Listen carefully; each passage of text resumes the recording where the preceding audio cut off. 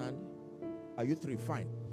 There are three groups of people you will always find in your life. Now listen please. This applies to business, applies to ministry.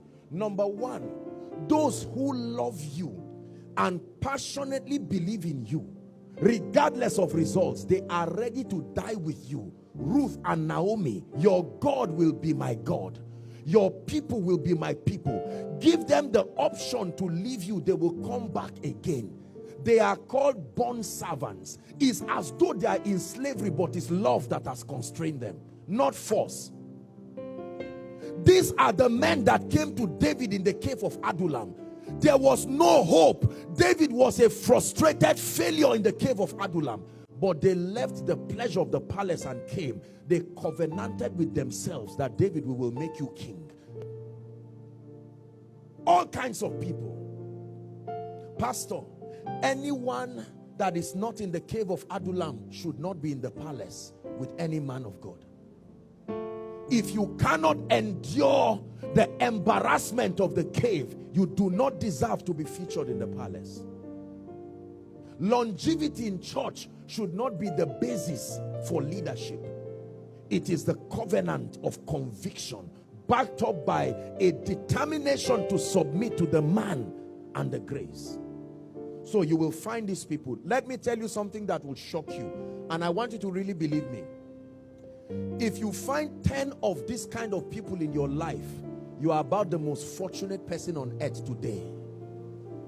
I repeat, if you find up to 10 of these kinds of people in your life, you are about the most fortunate person that will love you for no reason. They are not interested in results. Result is only an addition, a consolation to why they are with you. They will die with you and they will die for you. Greater love had no man than this, than a man not only willing to stand with you, but willing to give his life for you. I pray that the workers in this church become the portrait of this kind of personality, where the pastor can go to bed and be confident that these people are the people that the Lord has given to me. Number two, there are people who they don't love you as a person, but they love what you represent and they love what it means to them. Are we together? So if you are anointed, they love the anointing, and since you are the custodian of the anointing, they will continue to partner with you for as long as there is progress. The day they find an option that is faster and higher than you, they will go in a heartbeat. They are more concerned about the result than the person. So for as long as the church or the business is rising and increasing, they love it. Pastor, I love you. Did you see the wheelchair? Pastor, I love you. I mean, we just bought these sounds. I mean, Pastor, where did you get 100 million naira? I mean, you just got favor with the president. I'm seeing your photos everywhere. The difference between this guy and this guy, both of them do the same thing. Motif is the difference. You will be deceived into they are the first to wake you up in the morning. Pastor, you want to travel? Can I do anything for you? And you are so touched and say, my God, what a person. Was it not Peter who told Jesus, you know, Jesus told him, let me wash your feet. Say, no.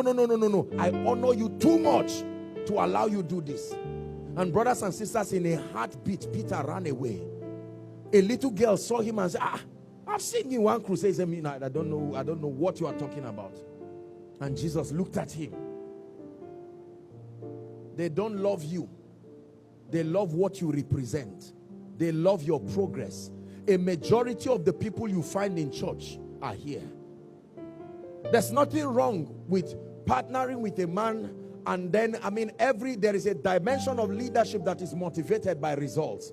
But brothers and sisters, listen, let me tell you the truth. In the days that we live, your love and your commitment must be beyond results for you to be fruitful. So you find these kinds of people. The third are people who don't like you. They don't even believe in what you stand. But when you are fighting an enemy that is also their enemy, they will partner temporarily to join you. Are you seeing that now? The scribes and the Pharisees had always been enemies. Are we together? They had arguments about the resurrection. They hated themselves. But at this point in time, they discovered that Jesus came. He was a bigger enemy. And so they came together as a team. Do you know, once upon a time, Barabbas was a capon. He was a destroyer. I remember there was a day they convicted that guy. But with respect to Jesus, Barabbas, please go free. Because there is a big... When we kill Jesus, we'll revisit your case. But for now, you are free. Are we together? They hate you. They will talk bad about you in the office. But just because something is about to happen and they are retrenching all workers, all, including you and them, you now form a team, a union, and advocate the interest. When, well, not much of religious crisis happens here, but down north where I am, when there is a religious crisis, no one will ask whether you are from this church or this. A Christian is team 1. A non-Christian is team 2.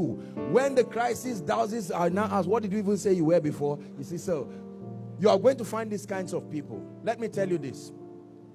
All the three are important in your life. This one makes you wise. This one keeps you on your goal. This one helps you know those who are worth committing your life. You cannot, if all you have are these kinds of people, you will be consoled, but you will never produce results. Because chances are that you become weak, knowing that whether or not you produce results, they are here for you. It will be unfair to just keep them loyal and not produce results. So you need these kinds of people. They will make you know. They will pressure you to produce that result. And the presence of these ones will make you wise. It's better to live with a wise enemy than a foolish friend. A friend loves you the way you are. An enemy challenges you. You must be smarter. He expands your horizon and your thinking. This, listen, in a great house, there are all kinds of vessels. In a great house, in house of David, there are these people. In Koinonia, there are these people. Everywhere, every business. It is up to the man of God to sustain discernment, so that when you want to appoint people in a department that has to be result oriented, you know that it takes more than loyalty. You need somebody who is passionate about results. Are we together now? Yes.